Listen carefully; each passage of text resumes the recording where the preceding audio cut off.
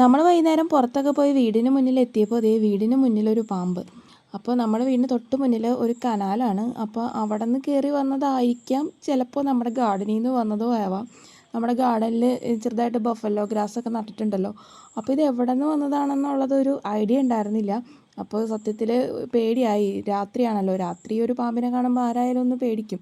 അതുപോലെ നമുക്കും ചെറുതായിട്ടൊന്ന് പേടിയായി. പക്ഷെ ആ പാമ്പ് പോകാൻ നോക്കുന്നത് ആ കനാലിലേക്കാണ്.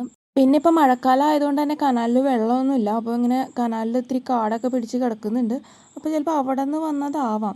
ഇതിപ്പോൾ ഇങ്ങനെ റോട്ടിൽ കിടക്കുന്നത് കൊണ്ടാണ് നമ്മൾ പെട്ടെന്ന് കണ്ടത്. ഇതെങ്ങാനും നമ്മുടെ മുറ്റത്ത് ആ ഒരു പുല്ലിലാണ് കിടന്നതെന്നുണ്ടെങ്കിൽ പെട്ടെന്ന് കാണില്ലായിരുന്നു. അപ്പോൾ ഒരു ചെറിയ ടെൻഷനായി. നമ്മുടെ മുറ്റത്താണെങ്കിൽ അങ്ങനെ അധികം ലൈറ്റോ കാര്യങ്ങളൊന്നുമില്ല. അപ്പോൾ ഇനി അതൊക്കെ ഒന്ന് സെറ്റാക്കണം. കാരണം നമ്മൾ പുല്ല് വെച്ചേക്കണത് കൊണ്ട് ഇങ്ങനെയുള്ള ജന്തുക്കളൊക്കെ വന്ന് കിടന്നാൽ കാണില്ല. എന്തായാലും നമ്മുടെ പാമ്പ് നേരെ ദേ കനാലിലേക്ക് വെച്ചടിച്ച് പോകുന്നുണ്ട്. കുറച്ച് നേരം അതിനെ നോക്കി നിന്നിട്ട് പിന്നെ അതിൻ്റെ പാട്ടിന് വിട്ടു. കാരണം കുറേ നേരം നോക്കി നിൽക്കുമ്പോൾ നമുക്ക് തന്നെ പേടിയാവും. അതാണെങ്കിൽ നമ്മുടെ ഒരു ശബ്ദം കേൾക്കുമ്പോൾ അങ്ങടേക്ക് തിരിയുന്നൊക്കെ ഉണ്ടായിരുന്നു. അപ്പോൾ മഴക്കാലമൊക്കെയാണ്, നിങ്ങളും ഗാർഡനിലേക്കൊക്കെ ഇറങ്ങുമ്പോൾ ഒന്ന് സൂക്ഷിച്ചോളൂ.